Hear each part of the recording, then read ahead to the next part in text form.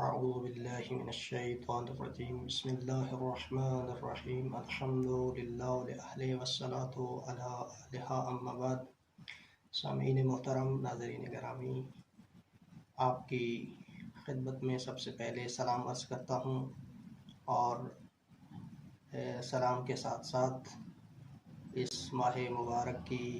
یہ عظیم گھڑیاں جو پروردگار عالم نے ہمیں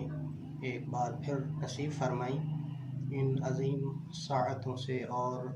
ان عظیم لمحات اور گھڑیوں سے استفادہ کرتے ہوئے ہم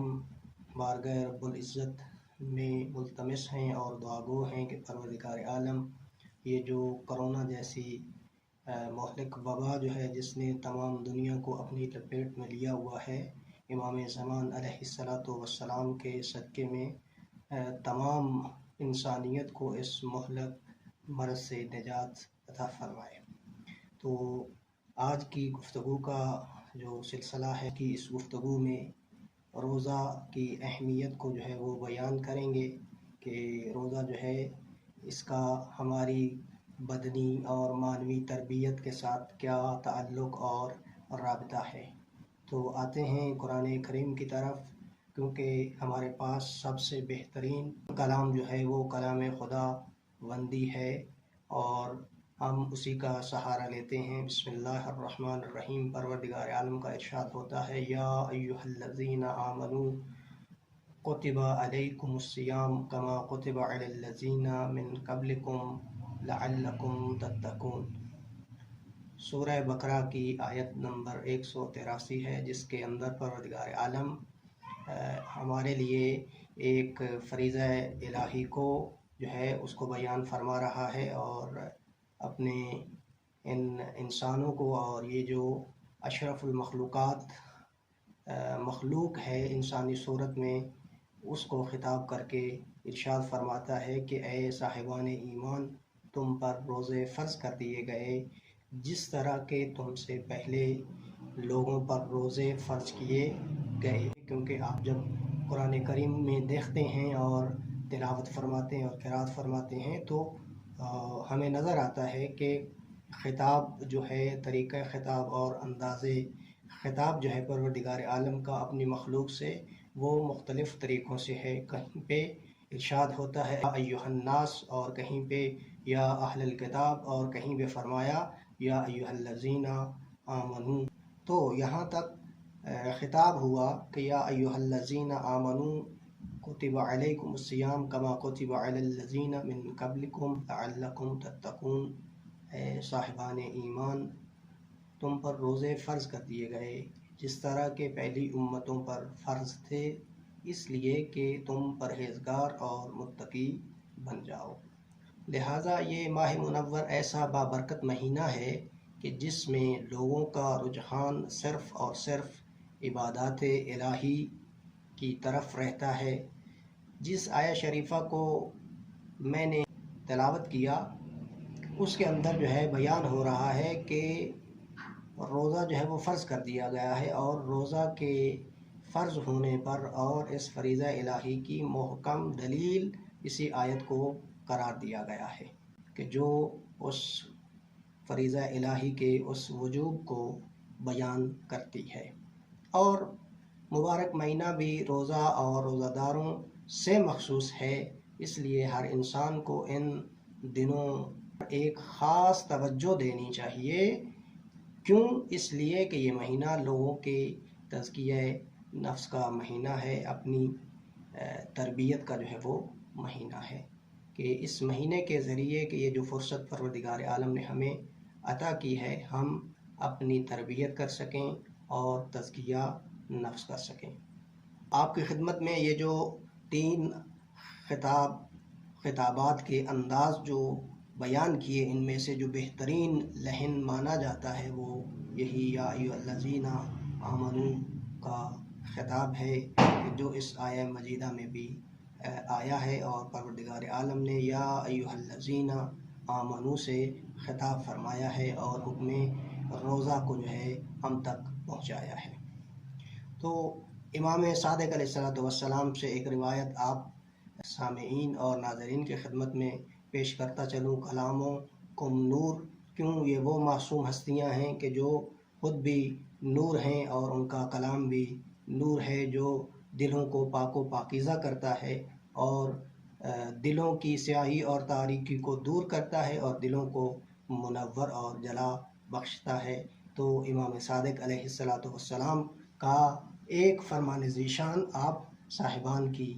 خدمت میں بیان کروں گا۔ امام فرماتے ہیں لذت و ما فی النداء ازال تعب العبادت والانا، یعنی خطاب کی لذت جو ہے یا ایھا الذین آمنوا عبادت کی سختی اور مشقت کو دور کر دیتی ہے، اور یہی وہ عبادت ہے روزہ کہ جس کے اندر انسان جو ہے وہ بھوک اور پیاس کو برداشت کرتا ہے، لیکن یہ جو خطاب ہے خوبصورت لحن ہے، خطاب کا نرالا انداز ہے، خطاب کا امام کے اس سخن سے معلوم ہوتا ہے کہ یہ خطاب کا نرالا انداز ہی ہے کہ جو اس عبادت کی سختی اور مشقت کو دور کر دیتا ہے۔ در حقیقت روزہ داروں کی سختیوں اور پریشانیوں کو دور کرتا ہے۔ روزہ انسان کے زاد راہ کو فراہم کرتا ہے۔ کیوں؟ اس لیے کہ انسان دنیا میں مسافر کی حیثیت رکھتا ہے اور مسافر کو سفر میں زاد راہ اور راہ توشہ کی اشد ضرورت پڑتی ہے، اور اسی لیے قرآن کریم میں ارشاد ہوتا ہے وَتَزَوَّدُوا فَإِنَّ خَيْرَ الزَّادِ التَّقْوَىٰ، پروردگار عالم کا خطاب ہوتا ہے کہ اے انسانوں تم اپنے لیے زاد راہ جو ہے اس کو آمادہ کر لو۔ تو اب فقط پروردگار عالم نے زاد راہ کا کہہ کر ہمیں عالم حیرانی میں نہیں چھوڑا، بلکہ فرمایا فَإِنَّ خَيْرَ الزَّادِ التَّقْوَىٰ، اگر تم زاد راہ چاہتے ہو تو زاد راہ بہترین زاد راہ جو ہے وہ تقوی الہی ہے، اور آگے حل بتایا۔ تو روزہ انسانی زندگی میں تقوی پیدا کرنے کا بہترین ذریعہ ہے کہ یہ عمل صرف خدا کے لیے ہوتا ہے اور اس میں ریاکاری کا امکان نہیں۔ پھر روزہ قوت ارادی کے استحکام کا بہترین ذریعہ ہے، جہاں انسان حکم خداوندی کی خاطر ضروریات زندگی اور لذات حیات سب کچھ ترک کر دیتا ہے کہ یہی جذبہ تمام سال باقی رہ جائے تو تقوی کی بلند ترین منزل حاصل ہو سکتی ہے۔ روزہ کی زحمت کے پیش نظر دیگر اقوام کا حوالہ دیا گیا اور یہ اطمینان دلایا گیا کہ یہ وہ فریضہ ہے کہ جو نہ صرف تم پر ٹھونس دیا گیا ہے بلکہ تم سے پہلے لوگوں پر بھی یہ فریضہ جو ہے نافذ ہوا ہے اور لوگوں نے اس کی رعایت کی ہے۔ تو یہ ایک اطمینان کی کیفیت ہے۔ اور پھر ایک مرحلہ اور آگے بڑھیں تو آیہ کریمہ کے اندر لفظ لعلکم تتقون، لعلکم کا لفظ استعمال ہوا ہے عربی میں جس کا معنی ہے شاید۔ پروردگار عالم نے لعل کا لفظ استعمال کیا ہے تو اردو میں اس کا معنی جو ہے وہ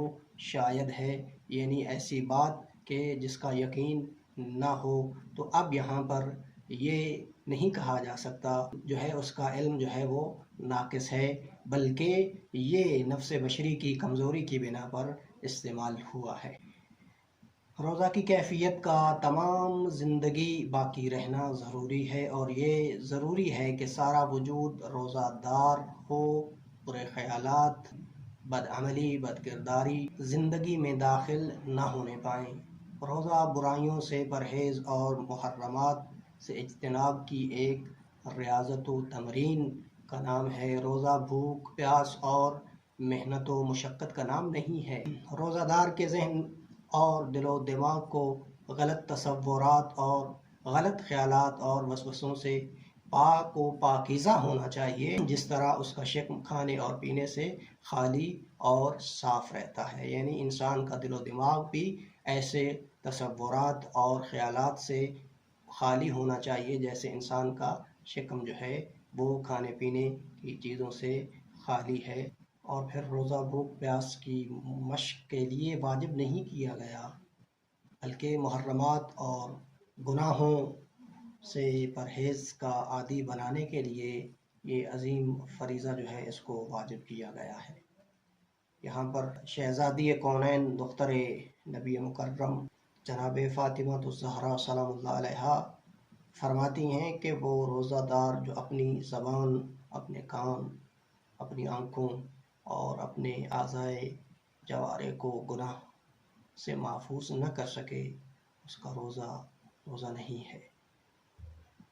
اور اسی طرح امیر کائنات ارشاد فرماتے ہیں کہ قلب کا روزہ زبان کے روزے سے بہتر ہے، اور زبان کا روزہ شکم کے روزہ سے افضل ہے۔ انہی نورانی کلمات کے ساتھ دعا گو ہوں کہ پروردگار عالم اس ماہ عظیم کی برکتوں سے کسب فیض کرنے کی توفیق عطا فرمائے، اور ہم اپنی زندگی کو، اس دنیاوی زندگی کو قرآن